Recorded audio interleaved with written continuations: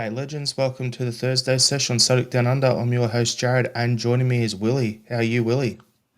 I'm going all right, Jared. I am absolutely sweating buckets here. I decided to light the fire for one of the first times this year, and I'm instantly regretting it. Yeah, we're just joking off air. I said Willie looks like he's either crook or he's gone for a run. So, yeah, third option. So, Uh, yeah, good fun overall. But yeah, thanks everyone for tuning in. We're going out on our Facebook page, on our YouTube, and on our Instagram. I'm hoping it's worked. First time we're trying that. So, it might work, it might not. If you're in the comments, let us know. And watching on Insta, let us know. Chuck a comment in there. But yeah, what we'll do is we'll just get straight into the pod. So yeah, we've got a few things to talk about before the obvious topic towards the end of the pod, which is the upcoming Glasgow derby. So yeah, what we'll do, Willie, is so I'm going to read an article that's come out not long ago, maybe about a little over an hour ago from on the Celtic website. So Celtic are extending their Adidas deal. So the rumours doesn't say anything in the article, but the rumours are it's supposed to be about a 10-year deal with a minimum of 30 million. So that's guaranteed. What I've heard is that it's a 5-year deal with a 5-year extension. The 30 million only applies to that first 5-year window part of it. So we're looking at about 6 million a season being paid to us by Adidas. So obviously we're doing well, but the article says Celtic Football Club is delighted to announce a landmark extension of our partnership with Adidas, continuing our journey together as the club's official kit supplier. This new long-term agreement will see Adidas continue to deliver world-class designs for our first team and training wear across the men's and women's squad. We will also continue to create fan wear that unites our incredible supporters under the iconic green and white. Adidas is a blah, blah, blah, and it carries on about the teams they're with. For Celtic, the extension of this partnership with such a world-renowned brand cements the club's place as an iconic name in sport globally.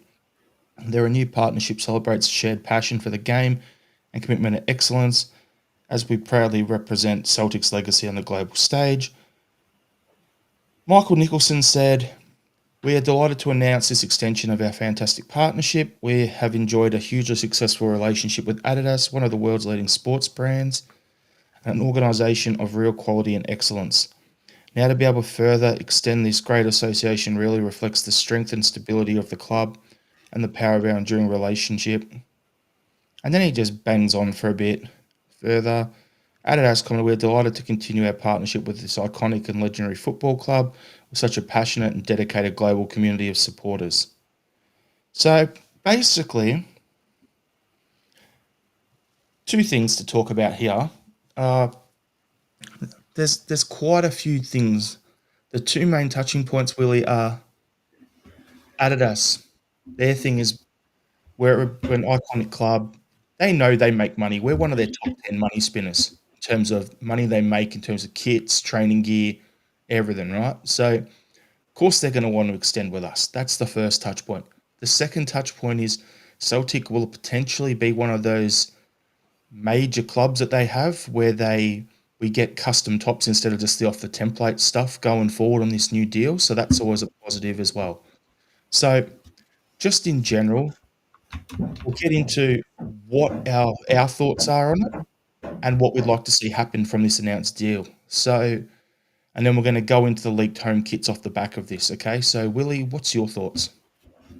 it's interesting news. I mean, a 10-year deal, that's a lengthy term to be signing with anybody on any sort of kit sponsorship. Usually it's a 3-year deal. I think most of the common ones are 3 to 5 years. So if it's a 5-year extension, then like you say, it's a 10-year deal. I mean, Adidas, they're the premium sports brand in the world. Between them and Nike, it's a sort of coin toss who's top. But for me, Adidas is the is the retail brand shirt maker that you want to be with. But some of their tops have been a little underwhelming. Some of them have been really good. Like so, they do seem to produce hellish amounts of training kits throughout the season, which you're always getting emailed about. Try and buy this top, buy that top, buy the next top. But if they can just get that down, instead of producing 5 kits a season, produce 3 quality kits each year. keep banging them out good ones, like, then you won't complain. I mean, like you say, Adidas, you're talking the A game of shirt makers here, like, so I have a it's a funny it's a good deal. I have a funny comparison for you, Willie. We get a 10-year deal with Adidas extension, and it's for £30 million. Man United signed, this is in 2023. Man United signed 900, was it £900 million 10-year deal with Adidas. Yeah, So that's ridiculous. Like, that's the only two I can think of off the top of my head that have signed 10-year deals. But yeah, it's one of those things. Like, talking about the training kits, like something I said in one of the chats I'm in is, it's great. We're gonna get our tops, but for me, I even think three new tops a season is hard to do. Like, look at it at the moment, cost of living crisis, people with their young kids. Like, you've got young kids, Willie. If they're in a Celtic and you've got to buy tops for your kids, and each season you can pretty much say to them, "Do you want one? You can get one. Pick one. You get a home one. You can get an away one. You can get the third kit. There's a fourth kit they're bringing in. So there's all sorts of stuff. And then every second week there's a new shoe release, a new, jackets, training gear, whatever. It's crazy. I think it's excessive, but obviously people are spending the money, so obviously that's why it continues. yeah.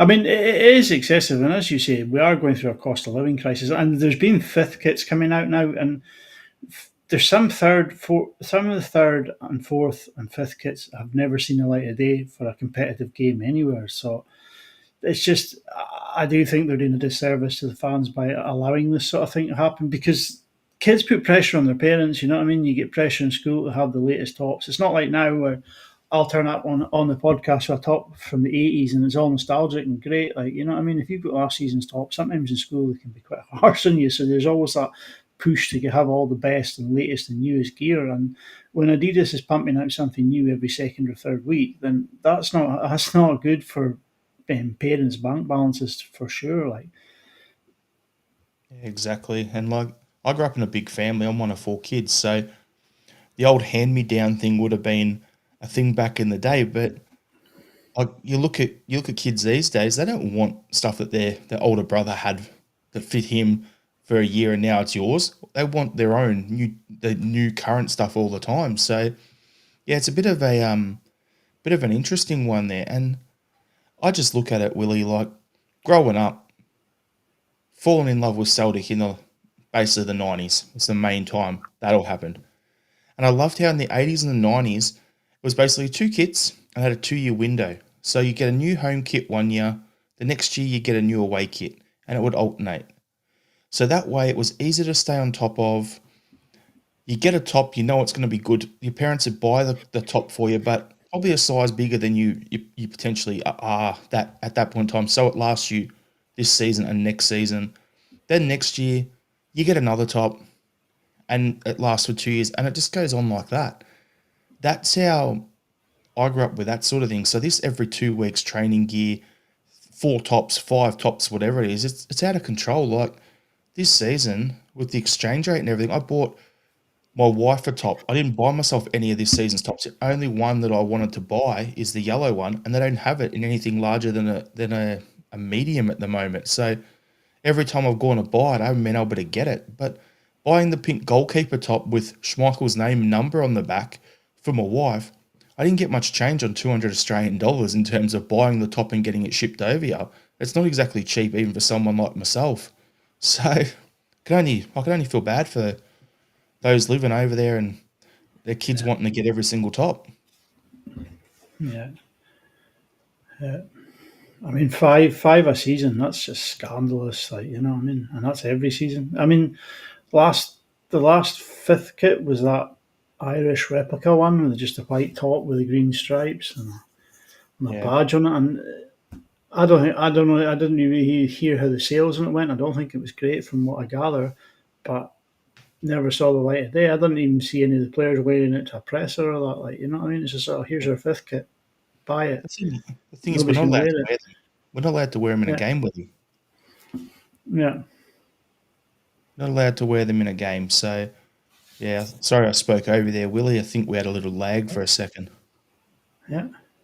So, Smell the Gloves asked the question, anything about going to Elite with Adidas? Yeah, I've heard that's on the cards. It's happening in the new deal. That's what I've heard, but who knows if that's an absolute load of rubbish. But you'd think with the amount of money we spend and everything, it's going to happen. So Heavy Vibes is saying here, I got 13 tops for 122 quid. China rules. The old DH gate, yeah, does the thing here. DHK fits me, I think. That top there, the one you're wearing, that's the white and green one, right? That's the 67 replica top. That's the only one of those like fourth kits or whatever that I've actually liked that they've released. Yeah. So it ties in perfect. So Pete McGee saying, I'm less than impressed by that number of 30 million over 5 years. It's chump change for Adidas. We should have shopped around more. And tying us down for a potential 10 years is just playing into Adidas' hands. And then Smell the Glove saying, back then you looked forward to a new top every alternate year. Now it's a new top every 2 months. It's all about money revenue unless there's more. Yeah, exactly. So the way I look at it with this year's tops, right? Let's just go into those ones. The yellow one this year, I loved it.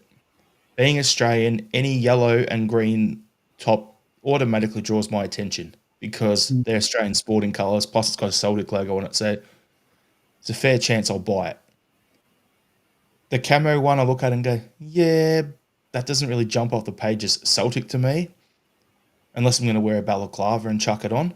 And then the other one, like the home top, I just look at it and go, that's just cookie cutter. Like Arsenal's got the exact same top, like same design and everything, just with different pattern and stuff on it. A lot of other Adidas ones have it. I'm like, that's not for me. So I'm not a massive fan of it. But then you look at what's been leaked today for next season's potential home kit, right? So I've got this picture on the screen now, so you can see up close the tartan pattern through the hoops, right? And then we'll go to a wide shot. So it's the black again, similar to this season in terms of the width of the hoops and the whole design.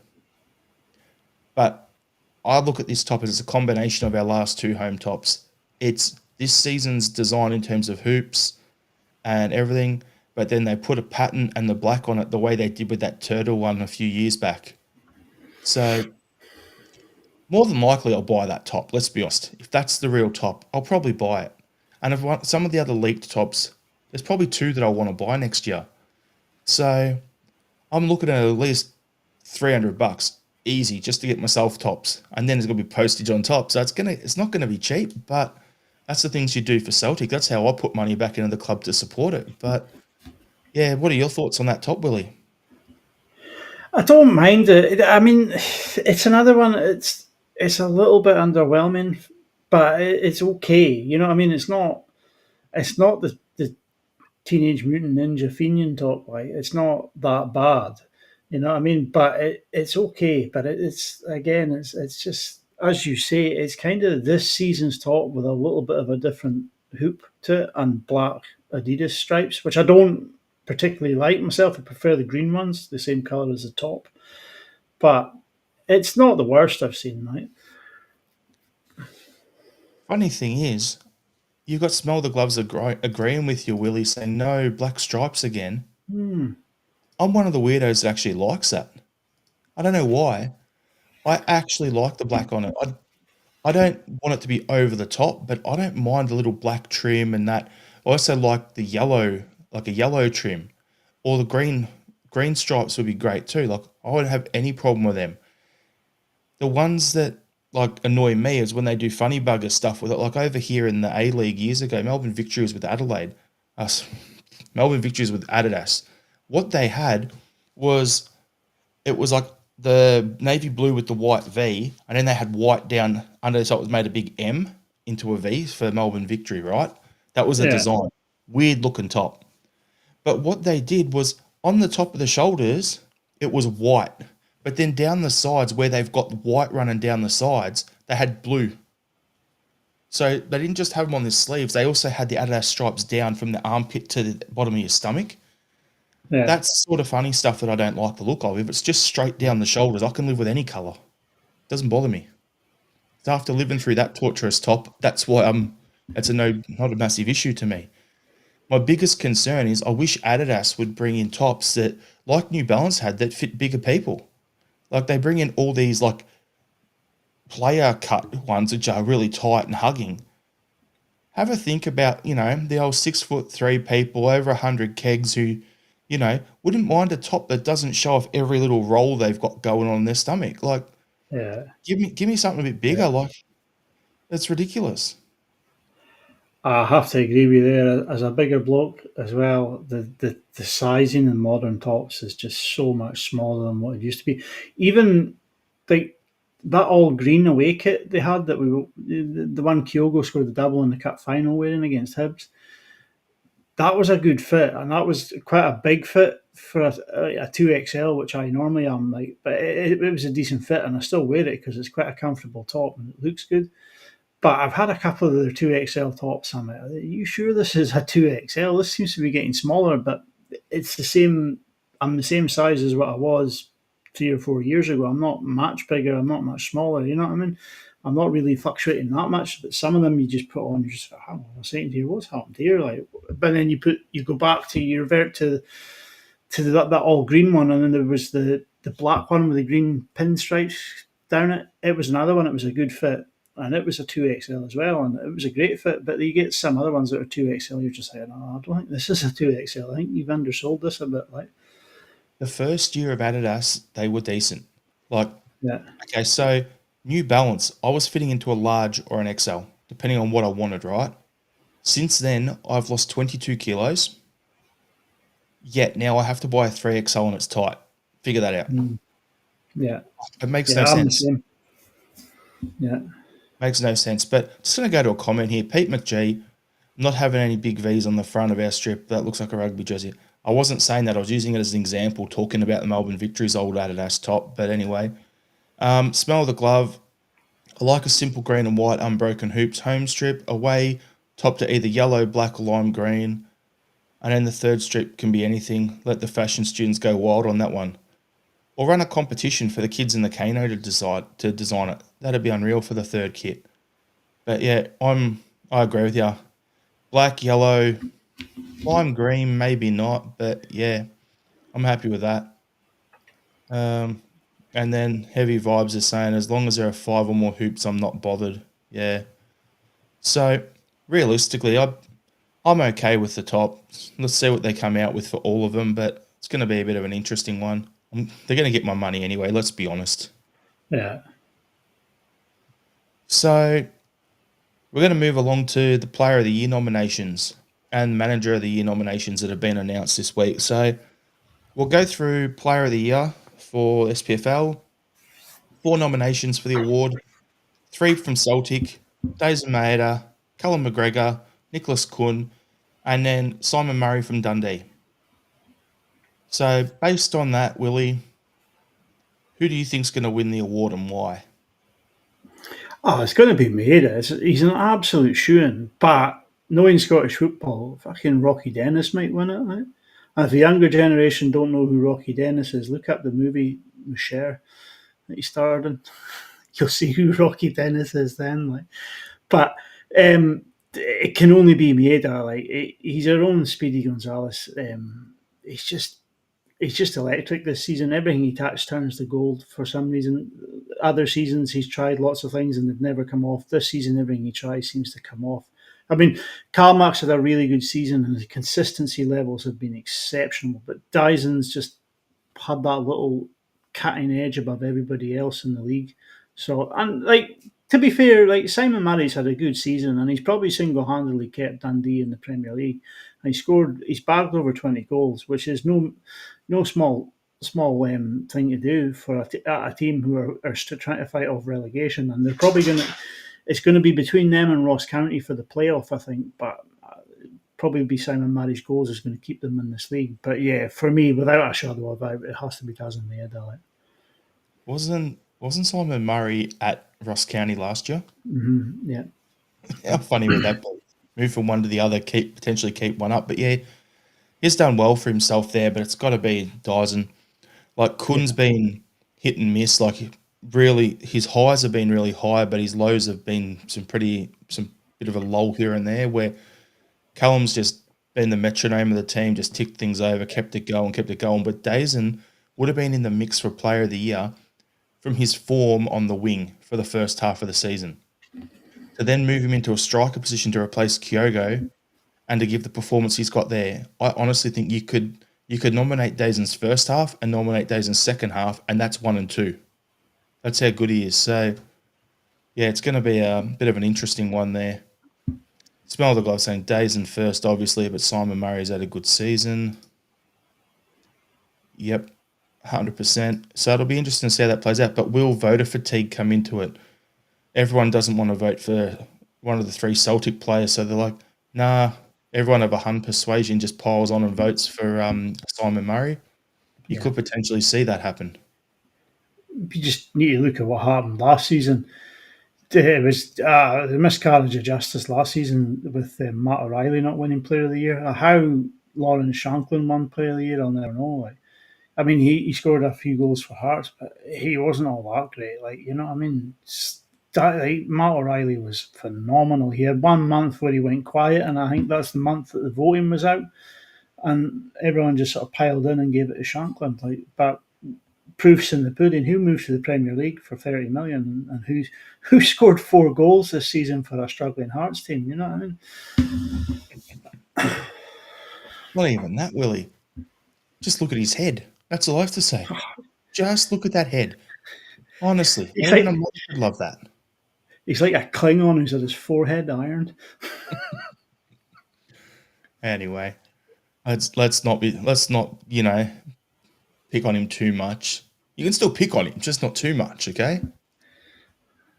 Uh, So what we'll do, Willie, is we'll go to the SPFL Young Player of the Year award. The nominees are Arnie Engels from Celtic, Hamza Igamani from Rangers, Lennon Miller from Motherwell, and James Wilson from Hearts.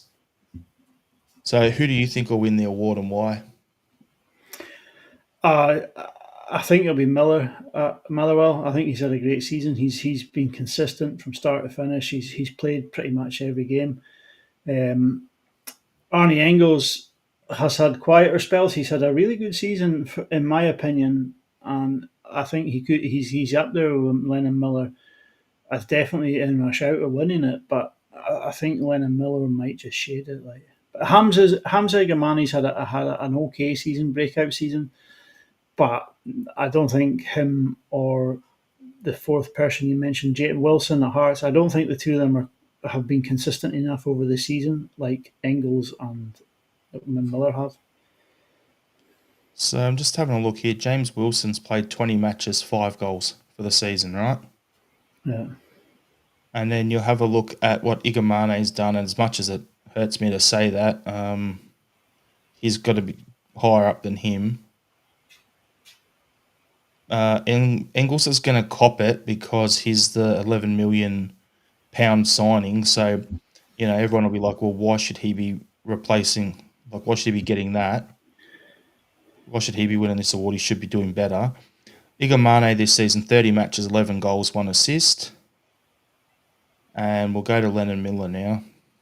Let's just see what he's doing. But yeah, for me, it's going to be Lennon Miller.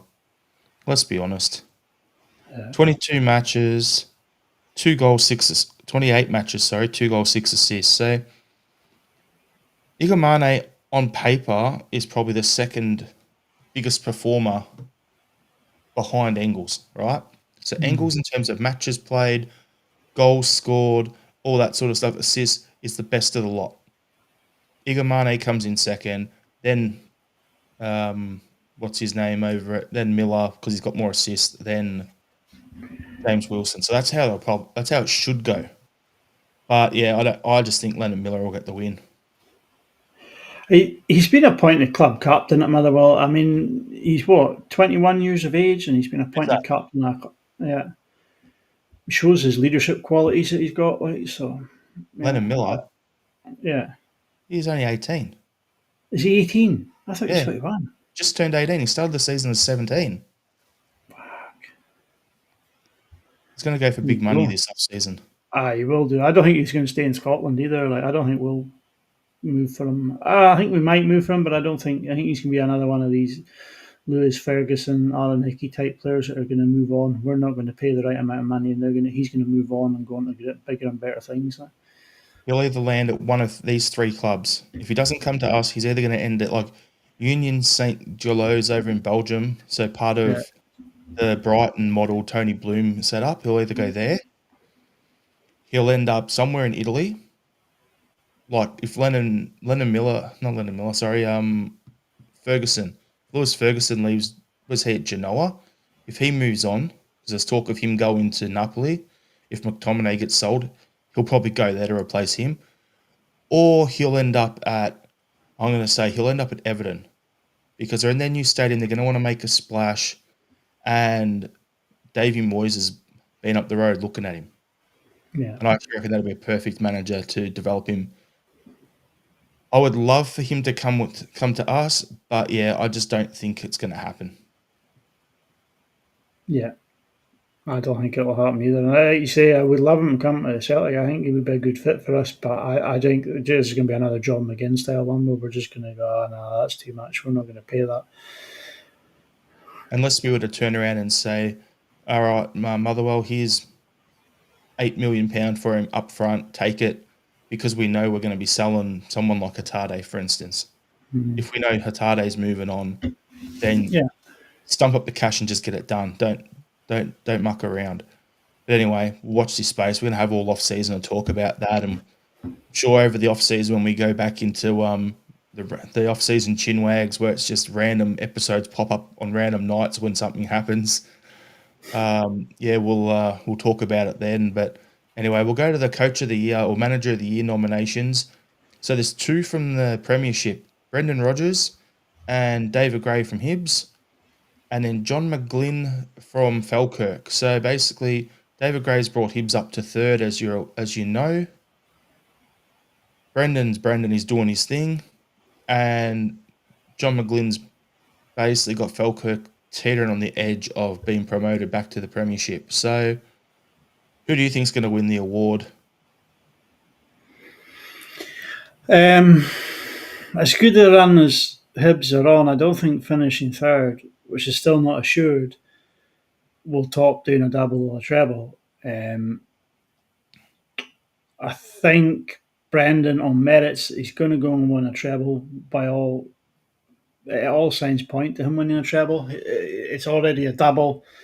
That's enough to win Manager of the Year in any country, in my opinion. It just shows that you are a cut above everybody else. But I have a funny feeling Sir David Gray at Hibs is going to get it. I just think this little run he's on and going by, like you said, recency bias and voting fatigue when it comes to having to vote for Celtic players might come into it. Like I say, trebles aren't easy. If we do the treble, it's a massive success, and it's one manager wiping the floor with everything else that's in front of him in the season. And for that and that alone, Brendan should win it. But I mean, you can't take away from John McGlynn. Back-to-back promotions is on the cards. I actually think they're going to shit it on Friday night, and I think Livingston are going to come up. So how does it work out if they miss out on promotion on Friday night and he gets the Manager of the Year award on Sunday? You know, I mean, that doesn't look great. Does that mean Davy Martindale should be on with a shout for winning the championship? But Stephen Robinson's another manager. He got St Mirren into the top six, and he's had to sack players for disciplinary reasons this season.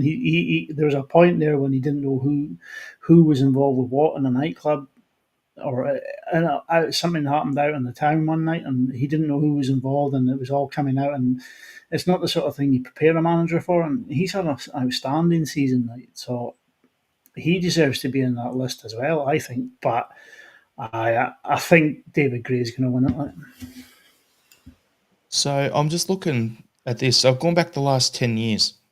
Tommy Wright won it in the 2015-16 season. Brendan won it in his first two seasons at the club. Steve Clark won it the year after that. Then they didn't announce it the year of COVID, shortening the season. The empty season, empty stadium season. Gerrard won it. Ange won it 2 years straight. Derek McInnes won it last year. So realistically, Brendan is a fair shout and should be winning it. But yeah, as Pete McGee is saying here, they'll choose someone else other than Brendan because trebles are tedious, apparently. How And did then Derek Pete's also McInnes said win it any last year? choice other than Brendan would be a total nonsense, but it's Scotland, so who knows? Smell the glove saying so much to be decided with these managers in the next few weeks. And McLaughlin saying some hun out there thinks Barry should get it for beating Mourinho. And then Love It is treble for me beats a 17-game run any day. 100%. So it'll be interesting to see how it plays out. Brendan should win it, but more than likely Davey Gray will get it. And yes, smell the glove. Jared won in the no fan season, even though Callum Davison won 2 trophies. I know. 2 trophies with St Johnstone, and they still gave it to Steven Gerrard. Like that was scandalous. Like That was a rip off, mate. Honestly, absolutely got ripped off. So I want to quickly touch on the ticket allocation for the Scottish Cup final. So Aberdeen were originally offered 16,800 tickets, but now they will get close to a 50-50 split after agreeing to underwrite any unsold tickets to the game. So they're going to get over. So apparently there's going to be about 45,000 tickets for the two teams to be split between them. We're going to get slightly more. They're going to get about 21,000, something like that, and we're going to get the rest. So, and if they don't sell them, then Aberdeen will be paying for them regardless, which to me is a load of shit. Like, you'd think, because the game's in Glasgow, we sold 45,000 tickets the last time, and they average 17,000 per home game, and that's including travelling fans. 50-50 split, yeah, on paper it's fair, but I just think it's silly. You know where the ticket's going to be sold. You don't want empty seats for your cup final. What are your thoughts, Willie? I think a 50-50 split is fair, right? That it's a cup final, it's a one-off occasion. Teams work very hard to get there throughout the year. I mean, we're very, very good at getting to finals, and we're very good at winning them too. Like, but teams like Aberdeen, they don't make it they don't make it to a final every season. It might be every 5 years before they appear in the final. So I always advocate for a 50-50 split. But for me, I would caveat it by saying the final is on the 24th of May. Here's your 22,500 seats. You have to sell them by the 1st of May, and any tickets that are unsold by the 1st of May, we will reshuffle the pack. We will give the tickets to Celtic. So there's another 5,000 tickets for the Celtic supporters, and we'll just shuffle the seating arrangement around a little bit and move it in so it all ties in. This underwriting to have empty seats shouldn't happen. Like if Aberdeen can't sell those tickets, it should, like I say, it should be a cut-off date, whether that's the 1st of May, whether it's the second week of May, and just say, no, you're not going to sell them, then you don't get them. We'll give them to Celtic fans instead. But if they don't get sold, then it should be offered to the other fans, not underwritten to show empty seats. Yep. So what we've got here is Lovett saying 50-50 split is fair. James is saying no chance the Sheep will sell out 20,000. They never sell out Pittodrie for a home league game. Henrik McLarson is hate seeing empty seats in a showpiece. Heavy Vibes is saying over 5,000 empty seats in semi in the Aberdeen end. And this is the way I think it should work. So McLaughlin is spot on. The SFA should make it easy. An original 50-50 split, which is what you're saying as well, Willie. And then any unsold sections returned for resale. I'd say get it a week before. And if you've only sold 17,500 tickets, then your other 7,500 tickets come back and then Celtic can sell them on. Because I'd rather have football fans in the stadium than seeing football fans locked out and having empty seats. So Smell the Glove saying this is where I'm unpopular. It's a cup final for both sides. It should always start at 50-50, see how it goes.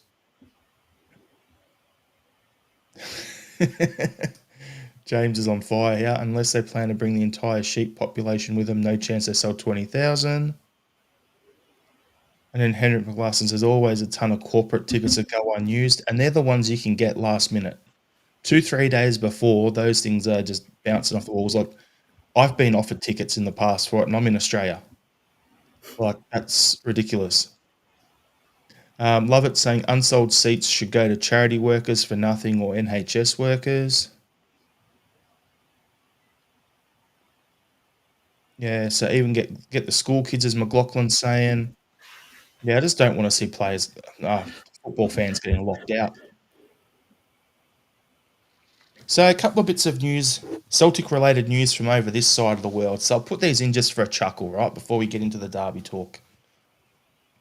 Marco Tilio, remember him? The tiny little guy, played like 2 games for Celtic, if that. Was injured when he come to the club, made me wear a tiara, all that sort of stuff, right? Remember that clown? Yeah. So he said in an interview with Optus Sports over here that he's in constant contact with the loan managers at Celtic. They talk to him after every game he's played, talk about how things are going, all that sort of stuff, right? And that next season he wants to be playing regularly on European soil. So, Willie, where do you see his future? Will we loan him out to another Scottish club or elsewhere in Europe? What are you thinking? If you want some thinking time, I'll give you my opinion straight up. I'll keep it short and simple. I don't think Marco Tilio has the playing attributes to suit Scottish football, and I think Scottish football's too rough and tumble for him, and I don't think it's suited to his game. And I don't think Celtic would look to loan him out to another club. I think they would just look to get him off the books, if I'm honest. So I'm of a similar thought to you. I don't think it will be within Scotland. He's not going to play here long term, but I could see us loaning him out to doing a similar thing, like, the loan we did with Jack Hendry, where you loan him into Belgium, get him to play there regularly for a year, put his market value up, and where teams in Europe can actually scout him and then look to sell him on. He's still got 3 years left on his contract. So for me, I'd be looking to either loan him to our feeder team in Austria, loan him to a team in Germany, loan him to a team in Belgium, so he can play week in, week out. Teams can actually scout him because, let's be honest, are the teams that can afford him actually going to pay to have someone over here scout him? No, they're not. So put him over there in the shop window for a year and then sell him in 12 months' time. James is saying give him to Motherwell in exchange for Lennon Miller. And Smell the Glove is, I thought Tilio was going to be in the 3rd season of Rings of Power as a hobbit. Probably was, mate. Yeah, so he's got no future. So I'd be at Celtic, but I'd be looking to loan him, as I say, get him in the shop window for a year and then sell him on. Yeah, I mean he's a talented enough boy, but I just think the rough and tumble of Scottish football is too much for him. And I think he probably be better suited to a more technical league rather than one that's high intensity, high octane, end to end. James has got it spot on here. He's a Postecoglou player. Doesn't suit Rodgers' style. Same as Kyogo. Yep. Sure does, James. Now, another one from down here is Western United centre-back Dylan Leonard has said that he's a massive Celtic fan and the player that he models his game on is Chris Iyer. The 17-year-old centre-back said that he wants to play for Celtic at some point in his career. Now, having seen him, he's one of the young up-and-coming players, particularly in the defence in the A-League. He's been starting regularly. I look at him and go, he's probably one for the future. If his parents are Scottish, he wants to play for Celtic, he's good enough, he's 6'2", he's a left-sided centre-back. I'd sign him up and loan him back to Western United for another year or two and to get him up to speed and then take a punt. You can pick him up pretty cheap. If he wants to do it, why not? And then James is Yep. saying models his games on Aya. Does he also think he's Franz Beckenbauer? He doesn't mind going for a run. Smell the glove. Who's this directed at? Tilio, I hope? Yeah, so I'm looking at it going, I think Yeah, I think Leonard could be potential, but he's not one of my top 5 players in the A-League that I'd like Celtic to look for, but if he's one we sign and then loan back for a year down here until he's old enough and then whatever, could be worthwhile. What do you think, Willie? Do you even know who he It's is? a, I don't even know who he is, but it is another one that would be interesting. You know what I mean? It's always good to keep your options open, and I think Celtic should have somebody full time in the Australasia sort of area scouting players. I mean, whether he takes a trip to New Zealand to watch players over here, and then back over to Australia for the next weekend's round of fixtures to a game in Perth or whatever, and even up to like maybe Japan, just sort of incorporate that sort of. I don't know what is it. CONCACAF, you classify your qualification of the World Cup in? Is it? What's that? What is your region for the World Cup qualifiers? We're in Asia. Asia, Australasia, is it? Aye. CONCACAF. Australia's in the Asian Confederation. New Zealand's in Yeah, Oceania. CONCACAF Oceania. is North That's America, South America, North America, isn't it? Aye, I got that wrong. and CONMEBOL Aye, is but South America. yeah. So you could look at like having someone in this area scouting full time, and players like that would just come up on his radar, and he would put a report together, send it through, go off, watch a few more players. Whether I don't know, Paulson, Auckland City, the goalkeeper there, he's having a great season. Watch players like that, send reports in, and see if they're viable to make a move for one of them or not. But definitely something to keep an eye on. I'm just looking at his stats, right? So 6'2", 17-year-old centre back.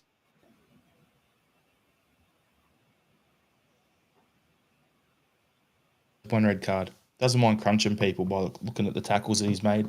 So it could be interesting. But anyway, we'll watch his space. There's plenty of talent coming through the A-League. But yeah. So, Willie, we're going to get into the main event of the evening. So our next game's on Sunday against Rangers at Ibrox. How are you feeling heading into the match? I feel like we owe them something here.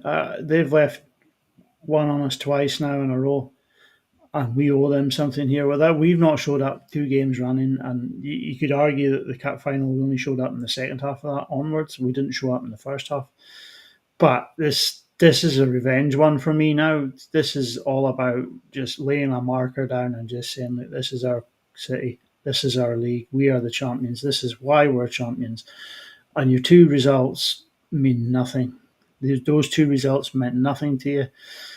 Meant nothing to us, and we just need to go out there and show them that we are the big dog of the yard now. I got a funny thought for you. It's one of those games where we go out there, we owe them a thumping, we got to smack them around a bit. But I don't want us to be bullied. We owe them a bit of a kick, a bit of an ass kicking, really. Like, we should be winning this game, showing them who's boss, who's the big man in campus, sort of thing. But then the other thing is, we've still got 3 games left. So if someone wants to go in there and just like break somebody's leg just for fun, like, guess what? They'll be back for the cup final. So why not win the fight and win the game? That's the way I look at it. So yeah, I want us to get out there and absolutely just thump them. Like, if we come out the way we did on the weekend and we're 4-0 up at half time, I don't want us to just put the cue in the rack and cruise in the second half. I want us to go for another 4 in the second half. Like, that's what we have to have, that mindset going into this game. Every other team we tend to be polite to. These guys, nah, smack them, show some fight. Don't let them win the physical battle in the middle of the pitch. So I'm going into this game, I'm G'd up because I just want us to get in there and have a fetting and crack. I want to win the game and not be bullied by them. There's a fair few players in our team who got exposed last time we played them. This is their chance to show, do you have a Celtic future? Are you good enough? Are you gonna shirk the challenge, or are you gonna get out there? Don't be 50-50, those 50-50 balls. You need to be the first one to them, not them. And if you're not going to be the first one to them, clatter somebody. Don't be afraid to put a hard tackle in. Now, the guy in the middle with the whistle is clearly someone of their persuasion because his brother who used to play for him or his cousin or something like that. Was it See, Nick Walsh? No, he Nick was. Walsh. He, sorry, a bit of a lag here. Go on, Willie. No, Nick Walsh. He teaches their school kids PE and that. Right? I'm sure that's him. Yeah. So it wouldn't surprise me at all. So yeah, we're gonna could be interesting to see how it goes. But yeah, my general thoughts, as I've said, was get out there and win the battle. Where are you going to be watching the game, Willie? My couch CSC here, like so. That's me. I'll be bedded in. What was it? 11:30 at night kickoff Yeah, for for me. you, it's not 9:30 over here. So I'm Yeah. making a day of it. I'm actually venturing in for the first time to the newest CSC in Melbourne over here, the Ange Postecoglou CSC. I'm going in there, getting in early, sitting down with the guys who founded it, recording a podcast with them about their CSC. So look out for that on the channel. We're going to do that pre-game. Then I'm going to be in there for the whole sing-song and watch the game and everything with them. So it'll be great fun. I'm looking forward to it.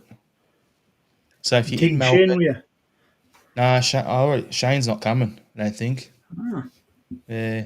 So if anyone's in Melbourne, you're looking for the CSC, look up the Ange Postecoglou CSC in Melbourne. They're on Facebook, Instagram. They're at Brothers Brew House or something like that in Fitzroy, I think it is. So come in there and join us. I'm going to have some flags there if people want to pick one up. We'll get in there and have some fun. So yeah, how do you think Celtic will have prepared for the game, Willie? I think they would have. I think this one will hurt. The last couple of results will have hurt Rodgers, and I think there'll be a lot of preparation going into this game. I think there were signs in the Dundee United game of a more direct style at times, which shows me that they might just sort of move to that, allow Rangers to try and play a bit, and then hit them with a more direct break on the or attacks on the break. But I don't know, the hands will set up with that sort of back three and four in front of that, whether it's two in front of the four and one up front on his own, or two in front of the four with one in front of the four with two up front.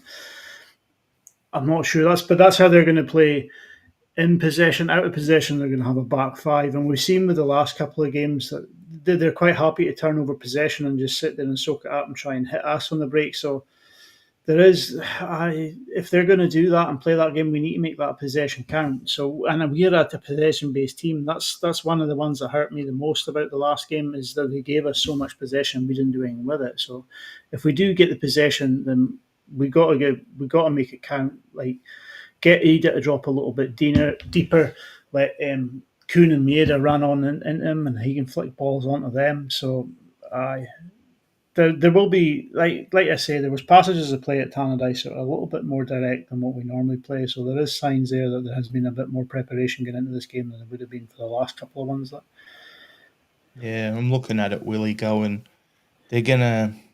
The key thing is they we our team is built more like a European team. We're built for the continent, for the Champions League. So when we come back and we play against teams who sit deep and have a lot in there, it takes us a while to break some teams down, but we do it eventually.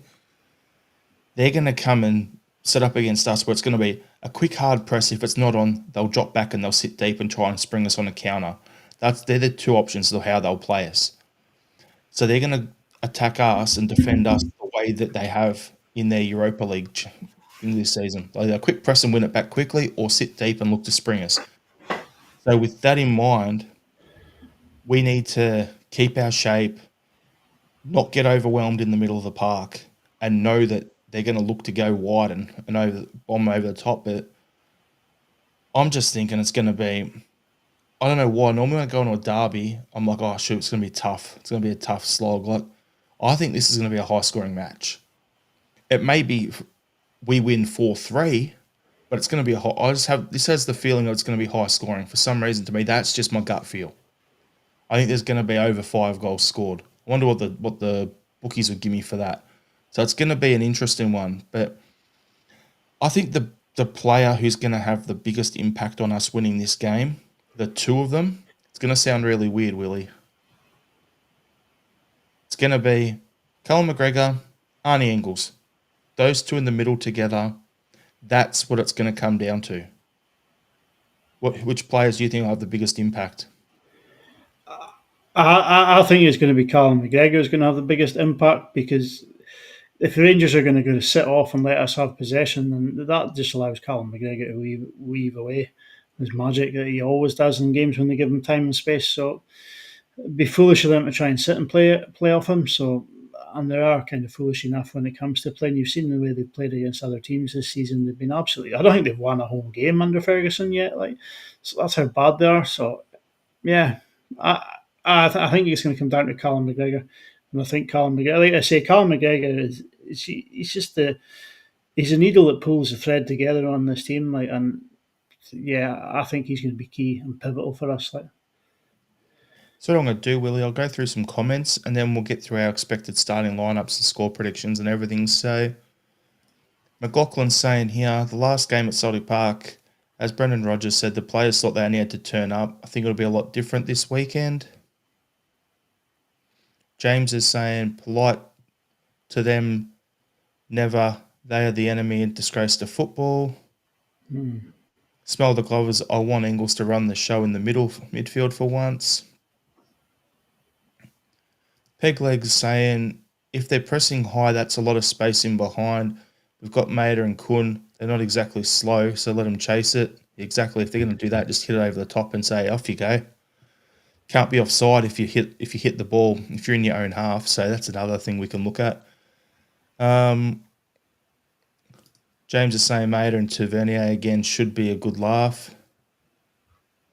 And then McLaughlin's saying, I've been hearing they don't like Ferguson that much, their players. Nobody likes Ferguson, so that says it all. Smell the Glove is saying, I want Mader back on the left. He stretches them better there. James is saying Eder in for Jota, but the same team that won the title. Pete McGee saying, I can't bear the thought of us losing 3 on the trot to them. This is a must-win game for us. It'll take the shine off the treble. Won't take the shine off the treble for me, but I get your point there, Pete. McLaughlin saying Mader scares the bejesus out of them when he's on the left. yeah, Press their back line. Their defence is absolute dog shit from James. Love It is saying, would like to see the boy Kenny on the bench. I think he was on the bench last weekend, just didn't take the field. Heavy Vibes are saying, give Eder the false 9 role for the Hun game. Pegleg saying, if we draw on Sunday, I'm not going to be happy. If we lose, I'll be livid. James is saying, watch till Monday and Raskin try to kick our midfield off the park. The Sniper is saying, did this guy say Celtic are built for Europe? Haven't won a knockout game in Europe in 20 years. Have a look at yourself and give yourself an uppercut, mate. Like, what's your team won? In a lesser comp too, by the way. So, yeah, jog on, Toots. if you look at it in realistic terms, they finished about 20 places below us in Europe this season. You got 2 league tables there. You count the spaces between us. Like, it's quite a big difference. Like, Yep. So here we go. Pegleg. Zombie alert. And then James's zombie watching a Celtic podcast is pathetic.